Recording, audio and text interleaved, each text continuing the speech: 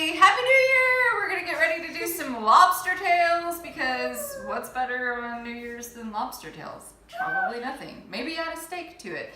My best friend Annette and I have had a tradition every New Year's that we've gotten together. We do surf and turf. We do lobster and a nice little steak, asparagus and some potatoes and black eyed peas. So now you know our menu for tonight. But I'm going to show you how to do lobster. Really easy. Lobster's super easy to do. There's no reason you should not be cooking lobster at home for yourself. These are just some 4-ounce lobster tails from H-E-B. They're on sale right now, so go grab some. One trick to know. So usually the lobster tails are frozen. Don't steam them. If you have a fresh lobster, steam away. They're super delicious that way. But don't steam frozen lobsters because it actually changes like the molecules of the meat and it will make it tough and chewy.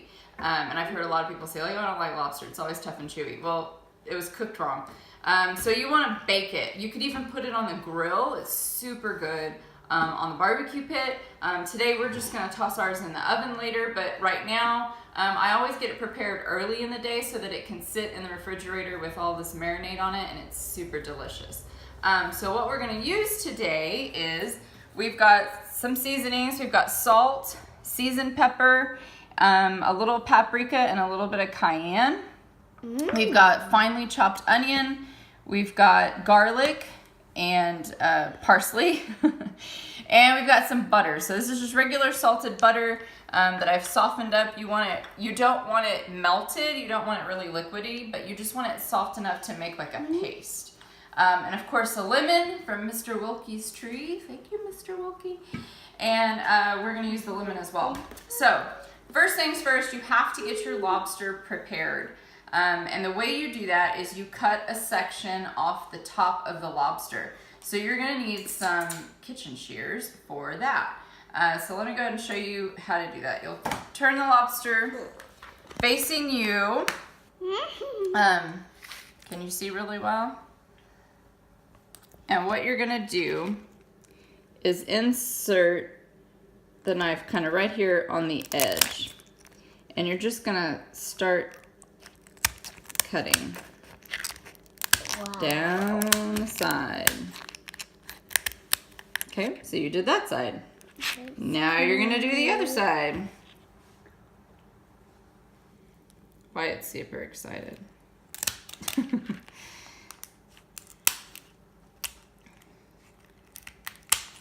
It's not as hard to cut. I mean, this looks like it's really hard to cut, but it's not really that bad. So the meat is gonna start to kind of like stick up here on the top. And what you can do is just make like a little cut with a sharp knife. With a sharp knife, not one of my knives. I need to sharpen my knives. And right now my dad's saying, I gave you a sharpener. You should sharpen them.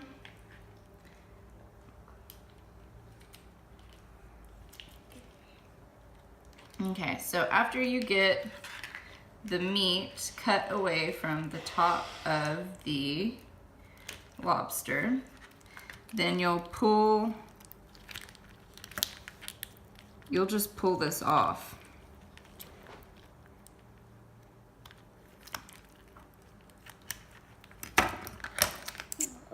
Cut back. Woo! Watch out for flying shell pieces.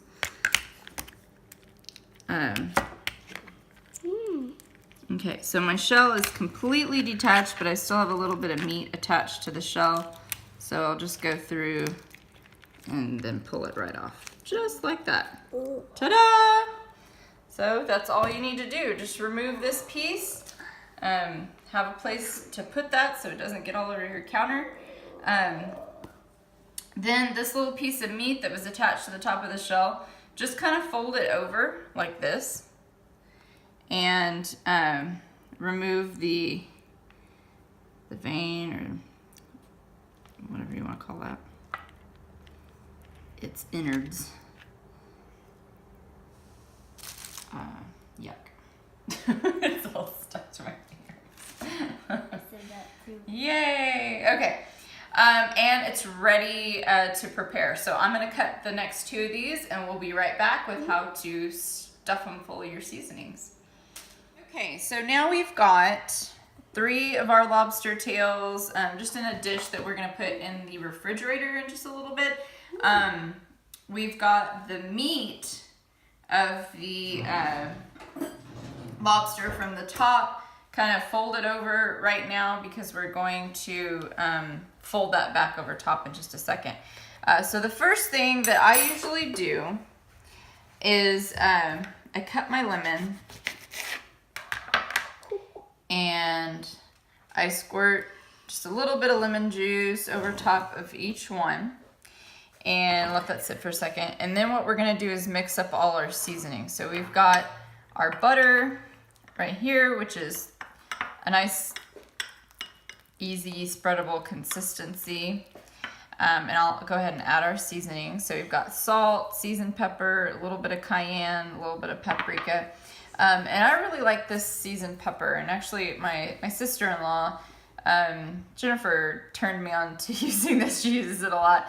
And I really like it. There's no MSG in it, which is fantastic if you have a sensitivity to that.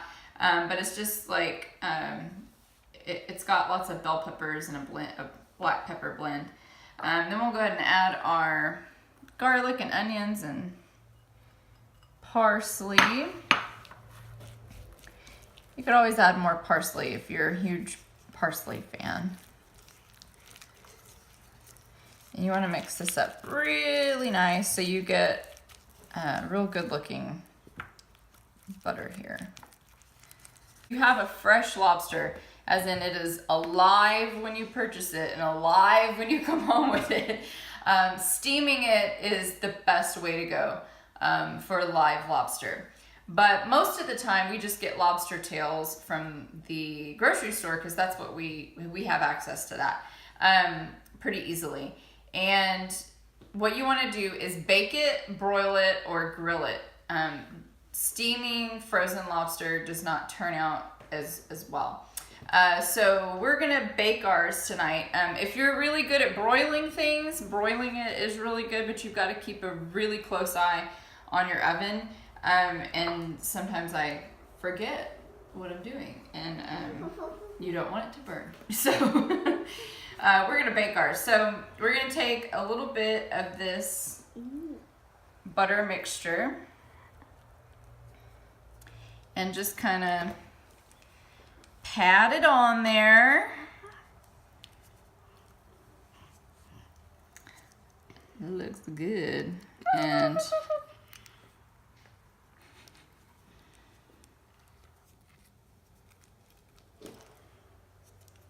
each one will get a little bit.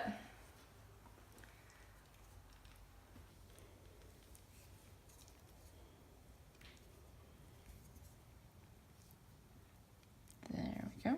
Okay. Then our little skin or meat from the top of the shell, I usually just like fold it over and then I kind of pat it all down. So what's going to happen when you put this back in the refrigerator, your butter is going to harden again. So, and I really like that it does that, because if you do this right before you cook it, your butter is going to immediately melt all the way down into the baking dish or pan or whatever it is that you put it on. So it's not going to stay very long on top of your lobster. So the reason why I love doing it this way and letting it sit for a while in the fridge is that the butter hardens and it will stay in place a lot longer than if you just went ahead and did it like this. How do I know that? I did it that way one time.